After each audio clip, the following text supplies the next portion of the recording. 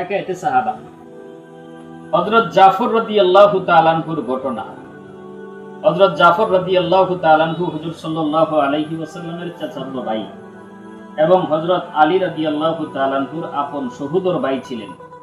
প্রথমত তাহারা সকলেই বংশগতভাবে বরং তাহাদের সন্তান সন্ততিরাও দানশীলতা, দয়া, বীরত্ব ও বাহাদুরিতে অতুলনীয় ছিলেন।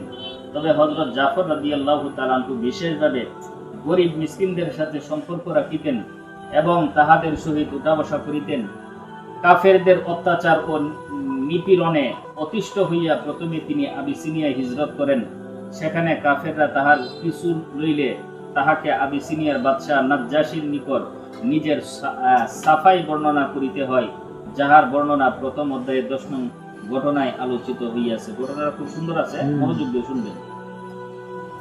সেখান হইতে ফিরিবার পর মদিনা তৈয়্যিবায় হিজরত করেন, অতঃপর মুতার যুদ্ধে শাহাদত বরণ করেন, যাহার বর্ণনা পরবর্তী অধ্যায়ের শেষ দিকে আসিতেছে। নবী করিম সাল্লাল্লাহু আলাইহি ওয়াসাল্লাম তাহার ইন্তেকালের সংবাদ শুনিয়া সমবেদনা জানাইবার জন্য তাহার ঘরে যান। তাহার পুত্র আব্দুল্লাহ, আউন ও মুহাম্মদ সকলকে ডাকাইলেন। তাহারা সকলে অল্প বয়স্ক ছিলেন। তাহাদের মাথায় হাত বুলাইলেন এবং তাহাদের জন্য বরকতের দোয়া করিলেন। সব কজন সন্তানই পিতার গুণে গুণান্বিত ছিল, কিন্তু হযরত আব্দুল্লাহর মধ্যে দানশীলতার গুণ অত্যন্ত বেশি ছিল। এই জন্যই তাহার উপাধি ছিল কুতবুস সাখা, অর্থাৎ দানশীলতার কেন্দ্রবিন্দু। 7 বছর বয়সে হুজুর সাল্লাল্লাহু আলাইহি ওয়াসাল্লামের নিকট বায়াত হন। এই আব্দুল্লাহ ইবনে জাফরের মাধ্যমে এক ব্যক্তি হযরত আলী রাদিয়াল্লাহু তাআলা আনহুর নিকট সুপারিশ করাইলে তাহার উদ্দেশ্য সফল হয়। ইহাতে সে হযরত আব্দুল্লাহর নিকট 40,000 দিরহাম হাদিয়া পাঠাইল। তিনি উহা ফেরত পাঠাইয়া দিলেন এবং বলিয়া পাঠাইলেন যে, আমরা আমাদের নেকি বিক্রয় করি না। একবার তাহার নিকট কোথাও হইতে হাদিয়া স্বরূপ 2000 দিরহাম আসিয়াছিল। তিনি উহা সেই মজলিসেই বন্টন করিয়া দিলেন। এক ব্যবসায়ী বহু পরিমাণ চিনি লইয়া বাজারে আসিল, কিন্তু উহা বাজারে বিক্রয় হয় নাই বলিয়া সে অত্যন্ত চিন্তিত হইল। হযরত আব্দুল্লাহ বিন জাফর আপন কর্মচারীকে বলিলেন, এই ব্যক্তির সমস্ত চিনি খরিদ করিয়া লও এবং মানুষের মধ্যে বিনামূল্যে বিতরণ করিয়া দাও। রাত্রে গোত্রের মধ্যে যত মেহমান আসিত তাহার ঘরেই খানাফিনা ও সব রকমের আয়োজন পুরা করিত। হযরত জুবাইর রাদিয়াল্লাহু তাআলা আনহু কোনো এক যুদ্ধে শরীক ছিলেন। একদিন নিজের ছেলে আব্দুল্লাহকে ওসিয়ত করিলেন যে, আমার ধারণা হয় আমি আজ শহীদ হইয়া যাইব, তুমি আমার ঋণ পরিশোধ করিয়া দিও এবং অমুক অমুক কাজ করিও। এই ওসিয়ত করিবার পর ওই দিনই তিনি শহীদ হইয়া গেলেন।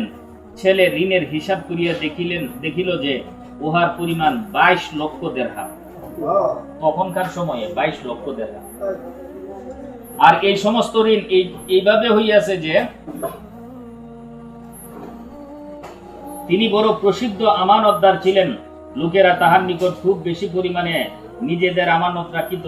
তিনি বলিতেন, আমানত রাখিবার জায়গা আমার কাছে নাই, ইহা কর্যস্বরূপ আমার কাছে থাকিবে, যখন তোমাদের প্রয়োজন হইবে লইয়া যাইবে। অতঃপর তিনি এই সমস্ত টাকা পয়সা সদকা করিয়া দিতেন।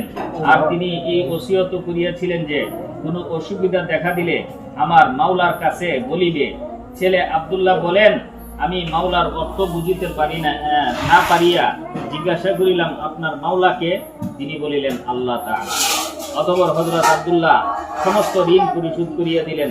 আব্দুল্লাহ বলেন, যখনই কোনো অসুবিধার সম্মুখীন হইতাম তখন বলিতাম, হে জুবাইরের মাওলা, অমুক কাজটি হইতেছে না, তৎক্ষণাৎ ওই কাজ সমাধান হইয়া যায়।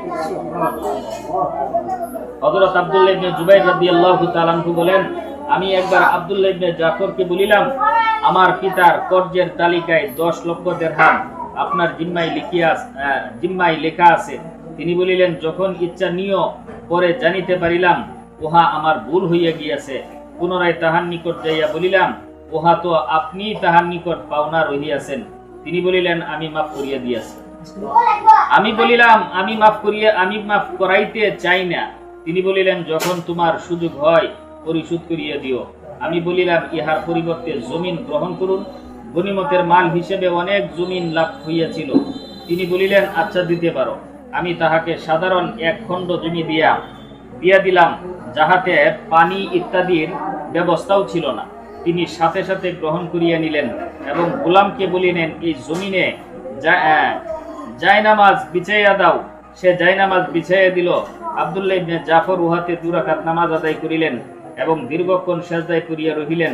নামাজ হইতে ফারেক হইয়া গোলামকে বলিলেন, এই জায়গাটি খনন করো। সে খনন করিতে শুরু করিল। সাথে সাথে একটি পানির ঝর্ণা প্রবাহিত হইতে শুরু করিল।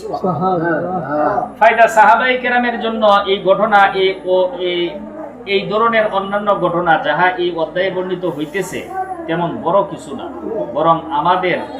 বরং তাহাদের সাধারণ অভ্যাস হইছিল এরকম।